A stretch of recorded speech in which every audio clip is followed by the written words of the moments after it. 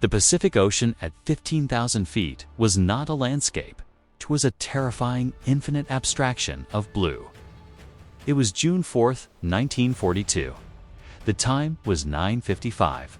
Lieutenant Jack Miller, pilot with Bombing Squadron 6V-B-6 off the USS Enterprise, sat in the cramped, freezing cockpit of his SBD Dauntless dive bomber, breathing processed oxygen that tasted of rubber and dry anxiety. His normal was a state of high-altitude claustrophobia. He was strapped into a metal tube that vibrated with the violence of a Wright cyclone engine, suspended in a void where the sky and the sea merged into a single, seamless curtain of indifference. Miller's world was defined by the needle of the fuel gauge. It was a mechanical eye that stared back at him, ticking lower with every revolution of the propeller. For 3 hours, they had been flying southwest, searching for a ghost. The intelligence the fabled magic intercepts from the codebreakers. In the dungeon at Pearl Harbor had been precise. Target, Midway. Time, the 4th of June. Location, northwest of the atoll. The plan was an ambush. The American carriers Enterprise, Hornet, and Yorktown were supposed to surprise the Japanese fleet while their planes were rearming, but the ocean was empty. Miller adjusted his goggles, the pressure of the straps digging into his temples. He looked to his left at the wingman, Ensign Jig Holloway. Jig looked like a statue, frozen in the amber light of the morning sun. They were part of a massive strike Force 33 dive bombers from the Enterprise, led by Lieutenant Commander Wade McCluskey. They were the machinery of survival, the hammer poised to strike. But a hammer cannot strike air. The silence on the radio was the heavy, suffocating kind. Radio silence was mandatory to avoid detection, but today it felt like a funeral shroud. The only sound was the drone of the engine and the hiss of the wind over the canopy. Miller's fragile version of normal was the belief in the math. The navigators calculated the vectors. The intelligence officers marked the X on the map. You flew the line, you dropped the bomb, you flew home. But the math was failing. They had reached the intercept point at 9:20. There were no ships. There were no planes. Instead of turning back, he had turned northwest, engaging in a box search. It was a gamble. Every minute they flew away from the Enterprise was a minute cut from their reserve. They were now operating past the point of safe return. If they didn't find the Japanese soon, they wouldn't be landing on a carrier. They would be ditching into the shark-infested water, becoming specks of flotsam to be swallowed by the Pacific. The fatigue was a physical weight. Pressing down on Miller's eyelids, the vibration of the plane had numbed his hands. He flexed, his fingers on the stick, trying to feel the resistance of the ailerons. He thought about the coffee he had left half-finished in the wardroom. He thought about the poker game that was interrupted by the scramble siren. The hush that follows an air raid was happening now. Inside his head, the quiet realization that they were lost. Then came the disturbance. It wasn't a fleet. It wasn't a swarm of zeros. It was a scar. McCluskey, flying lead, dipped his wing. Miller followed the movement, looking down through 15,000 feet of empty air. There, on the vast, uninterrupted canvas of the ocean, was a single, stark white line. It was awake. A ship was moving fast, destroyer speed-cutting a straight line. Through the water to the northeast, Miller felt a jolt of adrenaline that pierced the fatigue. It was the Japanese destroyer, Arashi. It had been separated from the main fleet to hunt a pesky American submarine, the Nautilus, and was now steaming at full flank speed to rejoin the carrier group. It was the convoy that never arrives in reverse. It was the straggler that pointed the way home. The destroyer was an arrow painted on the water. Mick CLU Sky didn't hesitate. He banked the squadron, aligning their course with the white scar. They followed the destroyer. 10 minutes later, at 10:05, the horizon dissolved. It wasn't empty anymore. It was stained with smoke. Miller gasped, the oxygen mask sucking tight against his face.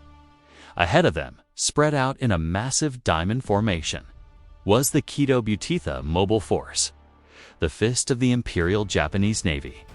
4 fleet carriers Kagi, Kaga Soryu, Hiryu, surrounded by a ring of battleships and cruisers. It was the most powerful naval armada in history, and they were looking down on it from the gods' perspective. But the disturbance wasn't just the sighting, it was the timing. As Miller looked down, he saw the chaos. The Japanese ships were maneuvering, violently turning in circles. Smoke puffs from anti-aircraft guns dotted the air far below. The water was churned white. The American torpedo bombers Torpedo Squadron 6 VT-6 had arrived minutes earlier at sea level. They had found the fleet, but they had no fighter cover. Miller watched in horror as tiny black specks, the TBD. Devastators were swarmed by Japanese Zeros. The Zeros were down low, slaughtering the slow, obsolete torpedo planes.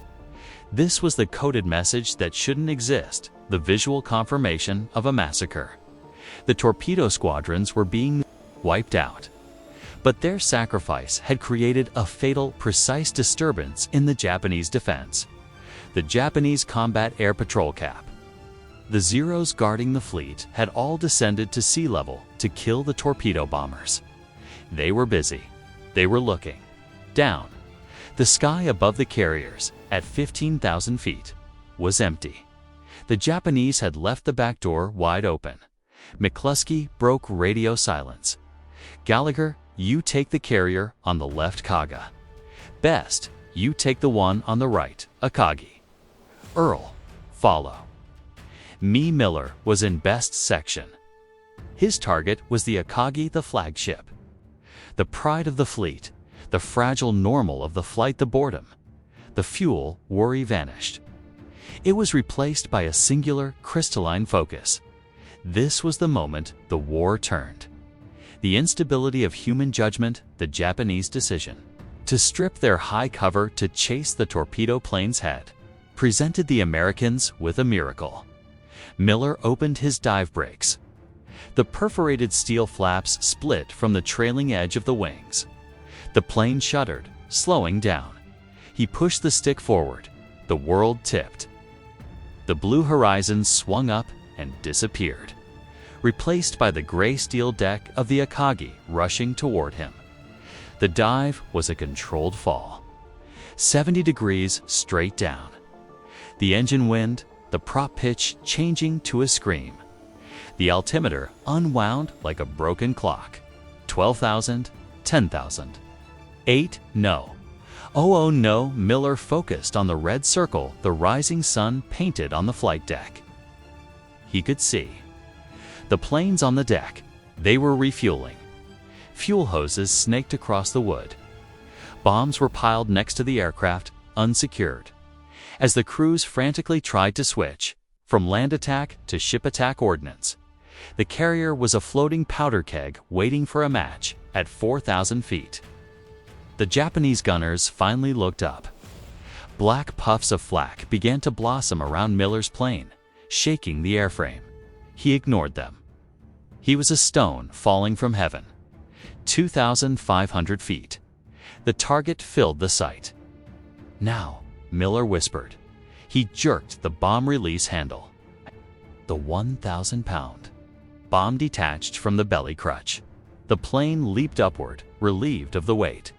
Miller hauled back on the stick. The G-forces slammed him into the seat, graying out his vision. The blood rushed from his head. The horizon spun back into view. He leveled off at 500 feet, skimming the waves, kicking the rudder to jink away from the anti-aircraft fire. He looked back. The first bomb missed, splashing into the water near the fantail. The second bomb, from Best's plane, hit it smash through the flight deck near the midship elevator. It plunged into the hangar deck, below the hangar deck filled with fueled planes and armed torpedoes. The explosion was not a sound. It was a reconfiguration of matter. A massive column of fire, purple and orange, erupted from the center of the Akagi. The flight deck buckled and peeled back like the lid of a sardine can. The elevator was thrown hundreds of feet into the air simultaneously to the left. The Kago was struck by 4 bombs. She turned into an inferno instantly, stem to stern.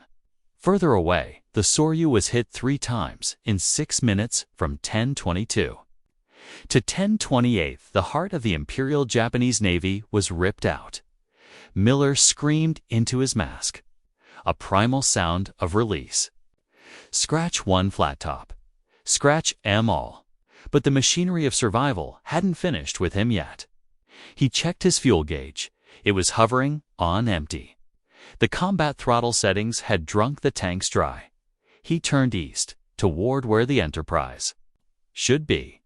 The sky was filled with black smoke, towering pillars of it that marked the graves of 3 carriers. The chaos was absolute.